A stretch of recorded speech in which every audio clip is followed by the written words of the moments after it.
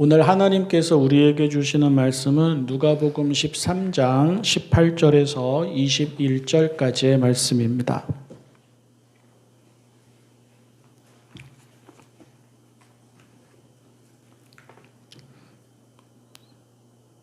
누가복음 13장 18절에서 21절, 새번역 성경 신약 125쪽입니다. 예수께서 말씀하셨다. 하나님의 나라는 무엇과 같은가? 그것을 무엇에다가 비길까? 그것은 겨자씨의 다음 경우와 같다. 어떤 사람이 겨자씨를 가져다가 자기 정원에 심었더니 자라서 나무가 되어 공중의 새들이 그 가지에 깃들였다. 예수께서 다시 말씀하셨다. 하나님의 나라를 무엇에다가 비길까? 그것은 누룩의 다음 경우와 같다. 어떤 여자가 누룩을 가져다가 가루 서말 속에 섞어 넣었더니 마침내 온통 부풀어 올랐다. 아멘. 큰 사람이 되라고 하죠. 큰 일을 하라고 하고요. 또 큰 곳으로 가라고도 합니다. 큰 물에서 놀아야 한다고도 합니다. 큰 돈을 벌라고도 하고요. 또 큰 복을 받으라고도 합니다. 연말을 보내면서 그리고 새해를 맞이하면서 저도 여러 사람들에게 그런 축복을 받았고 그런 덕담을 들었습니다. 그것을 위해서 기도하라고도 하죠. 또 그것을 위해서 열심히 성실히 최선을 다해서 노력하라고도 합니다. 그러면서 그것이 하나님의 영광이라고 합니다. 그에 맞는 은사와 능력을 받았다면 그렇게 하는 게 맞습니다. 그에 맞는 분복과 그릇이 된다면 그렇게 되는 것이 맞습니다. 하나님의 뜻이 있을 것입니다. 소명이 있을 것이고요. 사명이 있을 것입니다. 그것을 가볍게 여기거나 간과해서는 안 됩니다. 은사와 능력, 분복 이런 것들은 복인 동시에 사명입니다. 후세에 세종대왕으로 남을 사람이 자기는 그냥 평범하게 살겠다 이렇게 생각한다든지, 시간이 지나고 나면 이순신으로 기억될 사람이 세상만사 부질없고 사람들 다 저렇게 세속적이니 나는 세속을 떠나서 그냥 없는 듯 살겠다, 그래서는 안 됩니다. 그런데 모두가 그렇게 될 수 없는 것도 맞습니다. 모든 나무가 소나무일 수 없는 것과 같고요. 모든 동물이 사자일 수 없는 것과 같고요. 모든 나라가 강대국일 수 없는 것과 같고, 모든 일이 특별하고 대단한 일일 수 없는 것과 같습니다. 축구 선수라고 해서 모든 선수가 손흥민처럼 될 수 있는 건 아니지 않습니까? 피아노를 연주한다고 모두가 이윤찬이 될 수도 없는 것 아닙니까? 과학을 공부하고 공학을 공부해서 엔지니어가 된다 해서 모든 엔지니어가 젠슨 황이 될 수 있는 것도 아니지 않습니까? 모두가 그렇게 될 수는 없습니다. 그래서입니다. 예수님은 우리가 생각하는 의미에서 큰 사람이 되라거나 큰 일을 하라고 하신 적이 없습니다. 예수님은 세상에서 흔히 말하는 방식으로 크거나 많거나 강한 것을 하나님의 뜻이라거나 하나님의 복이라고 하신 적이 없습니다. 당연히 그런 것을 위해서 또는 그렇게 되고자 기도하라거나 노력하라고 하신 적도 없습니다. 오히려 성경에서 그런 식으로 가장 분명하게 그리고 가장 확실하게 부추긴 것은 구약에서는 아담과 하와를 유혹한 뱀이었고, 신약에서는 예수님을 유혹한 사탄이었습니다. 예수님이 하시는 모든 말씀과 일은 하나님의 나라를 보여줍니다. 그런데 그 나라는 크고 많고 강한 자들의 나라가 아닙니다. 오히려 그 나라는 크고 많고 강함을 추구하고 또 그것을 바라기 때문에 그런 사회에서 소외될 수밖에 없는 사람들이 주목받는 나라입니다. 어린이가 그렇지 않습니까? 세리와 죄인도 그렇습니다. 병자가 그렇고요. 가난한 이가 그렇고 여자가 그렇고 이방인이 그렇습니다. 우리 사람들은 좀처럼 고정관념에서 벗어나지 못합니다. 소유와 외모와 풍요를 믿음의 증거이자 기도의 응답이라고 생각합니다. 송구영신 예배를 드리고요. 신년이라서 신년 축복 대성회에 참여하고요. 또 요즘 한 주간 다들 특별 새벽 기도회를 하는 경우가 많아서 신년 특별 새벽 기도회도 갑니다. 그러면 많은 목사들이 그런 내용으로 성도들을 축복할 것입니다. 그리고 많은 성도들은 그런 내용으로 기도하고 간구할 것입니다. 그것이 하나님이 주시는, 그것이 하나님께 바라는 우리 성도의 복이고 교회의 복이라고 당연하게 받아들일 것입니다. 우리에게 익숙한 성경 구절 중에 내 시작은 미약하였으나 내 나중은 심히 창대하리라 라는 구절이 있습니다. 우리의 고정관념 혹은 욕망 혹은 소원을 잘 보여주는 구절입니다. 처음과 끝을 비교합니다.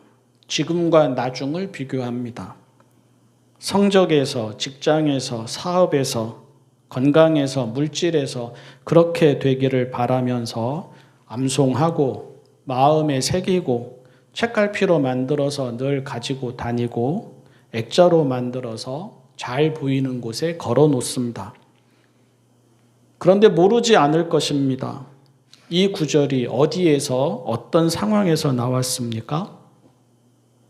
욥기에서 욥의 친구 빌닷이 욥이 당하는 시련을 죄의 결과라고 정죄하고 비난하며 하는 말에서 나왔습니다. 이제라도 욥이 자기의 죄를 인정하고 하나님께 회개하면 지금은 이 모양 이 꼴이라도 나중에는 예전처럼 아주 창대하게 되리라고 반은 강요, 반은 몰아붙이면서 하는 말이었습니다. 그런데 사람들은, 적어도 교회 다니는 사람들은 그것을 모르지 않을 텐데도 앞뒤의 내용을 다 잘라버리고는 축복의 말로 인용합니다. 아마 예수님도 그런 식으로 말씀하셨으면 사람들이 다 좋아했을 것입니다. 또 예수님이 그런 식으로 말씀하셨으면 사람들이 더 잘 알아들었을 것입니다. 그런데 예수님은 그렇게 하지 않으셨습니다. 겨자씨와 누룩에 하나님의 나라를 비유하셨습니다. 당연히 사람들은 시큰둥하게 들었을 것입니다. 당혹스럽거나 불편하거나 심지어 불쾌하기도 했을 것입니다. 어떻게 그런 하찮고 불결한 것들이 하나님의 나라를 성장할 수 있느냐 했을 것입니다. 비유하자면 새의 덕담으로 거목이 되어라 하고 엉덩이를 토닥토닥 두드려 줘야지 되는데 그렇게 하지 않고 풀이 되어라 하는 셈입니다. 아니면 후대의 사람들처럼 아주 작은 것이 아주 크게 된다는 의미로만 이해하고 싶었을 것입니다. 지금 아무리 작아도 하나님이 함께 하시면 크게 될 날이 온다. 큰 사람, 큰 교회, 큰 나라, 큰 기업 된다. 그러니 열심히 해라. 이렇게 이해하고 싶었을 것입니다. 그런데 예수님의 말씀의 뜻은 그런 것도 아닌 것이 그런 의미라면 겨자씨가 아니라 소나무씨나 느티나무씨 같은 것이 더 적당했을 것입니다. 특히 느티나무씨는 3mm쯤 되는데 보통 자라나면 25m 정도까지 자라납니다. 그것이 큰 사람이 되고 큰 일을 하라는 의미에 더 맞지 않겠습니까? 아니면 이미 성경에 나와서 유대인들이라면 누구나 잘 암직한 백향목에 비유하는 것이 더 좋았을 것입니다. 겨자씨 비유와 구약에 나오는 백향목 비유는 거의 내용이 똑같습니다. 예수님의 비유에서 겨자씨 대신 백향목을 넣으면 그들에게 아주 익숙한 백향목 비유가 되고 백향목 대신 겨자씨를 넣으면 그들에게 아주 낯선 겨자씨 비유가 됩니다. 백향목 비유는 이스라엘 사람들의 믿음과 희망이었습니다. 언젠가는 하나님의 나라가 이루어질 것인데 그때 이스라엘은 백향목과 같은 영광을 누리게 될 것이라고 믿고 기대했습니다. 여기서 공중의 새는 이방인을 가리키고 공중의 새가 나무에 깃든다는 말은 이스라엘이 회복되어서 영광을 누리게 될 때 이방 나라와 이방인들도 그 덕을 보게 되어서 이스라엘의 그늘에서 평안을 얻게 되고 복을 받게 된다는 뜻이었습니다. 그러니 그런 비유를 듣고 또 그런 비유대로 되기를 믿고 기대하며 살아온 사람들에게 겨자씨가 얼마나 시시했겠습니까? 마음에 들었겠습니까?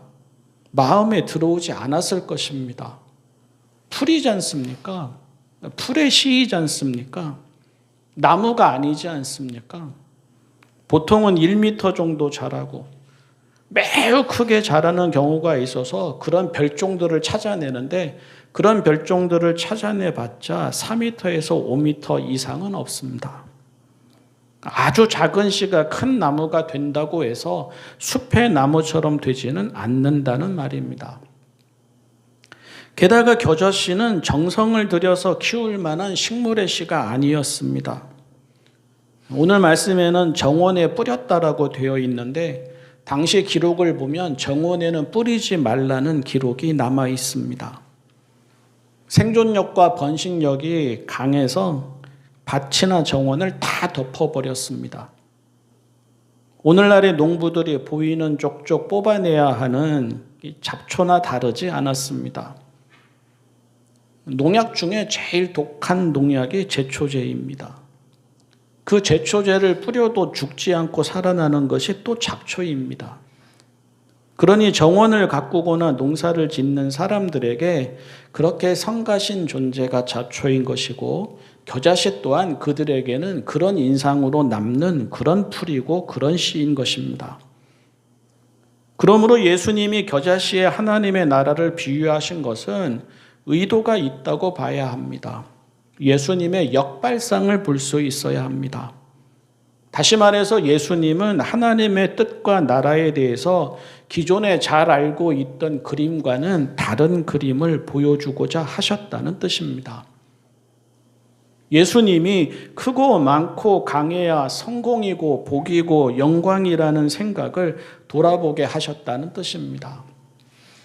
우리 이스라엘은 언제쯤이면 로마처럼 될까? 우리 이스라엘은 언제쯤이면 백향목으로 가득한 나라가 될까? 우리 이스라엘은 언제쯤이면 서러운 꼴 당하지 않고 의기양양하게 살아갈 수 있을까? 그래야지 하나님의 나라가 될 텐데, 그래야지 하나님의 영광이 드러날 텐데 하는 그런 생각을 돌아보게 하셨다는 뜻입니다. 예수님이 하나님의 뜻과 나라마저도 세상적인 가치와 기준으로 생각하는 그런 고정관념을 깨트리고 싶으셨다는 뜻입니다. 사람은 저마다의 분복이 있습니다. 사람은 저마다의 능력이 다릅니다. 그러므로 사람을 판단할 때에는 크냐 작으냐 많으냐 적으냐 강하냐 약하냐 따위로 판단해서는 안 됩니다. 나무로 식물의 기준을 삼아서는 안 되는 것과 같고 사자가 동물의 기준으로 사자를 동물의 기준으로 삼아서는 안 되는 것과 마찬가지입니다.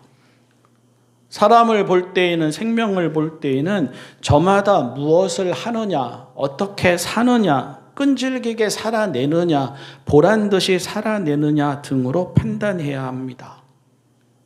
작고 적고 약하고 보잘것 없어 보여도 제 삶을 살아내느냐 이것이 중요합니다. 풀이면 어떻습니까? 살아있는 날 동안 분복과 그릇에 맞게 충실히 살아내면 그것이 하나님의 뜻과 나라를 보여줍니다. 풀이면 어떻습니까?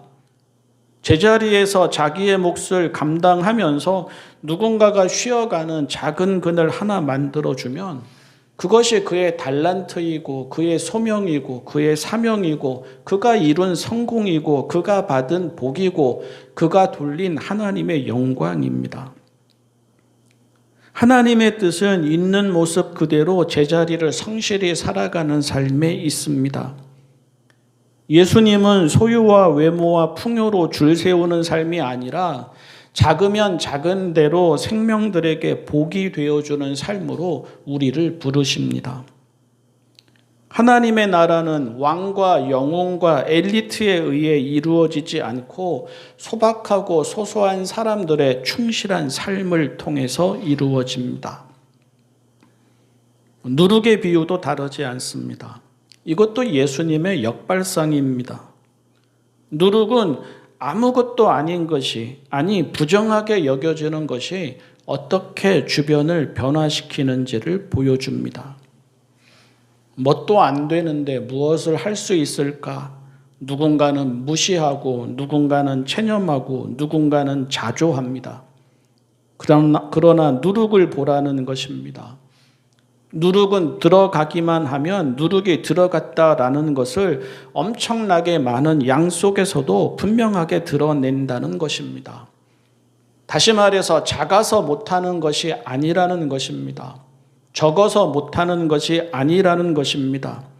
작아도 진실하면 그 힘이 나타나고 적어도 그 이름대로 살면 그 영향력이 나타난다는 것입니다. 누룩의 비유는 작고 적어도 선은 선이고 정의는 정의이고 사랑은 사랑이고 기도는 기도이고 믿음은 믿음이어서 변화를 일으킨다는 뜻입니다. 거꾸로 작고 적어도 악은 악이고 불의는 불의이고 미움은 미움이고 죄는 죄이고 불신은 불신이어서 주변을 어둡게 만들고 더럽게 만든다는 뜻도 됩니다. 어떤 누룩일까 하는 질문도 됩니다. 새해입니다. 크고 많고 강함을 추구하는 세상이지만 하나님의 뜻과 나라마저 그런 것으로 바꾸어서는 안 됩니다. 또 그런 것으로 자기 자신을 보고 가족을 보고 이웃을 보고 사회를 봐서도 안 됩니다.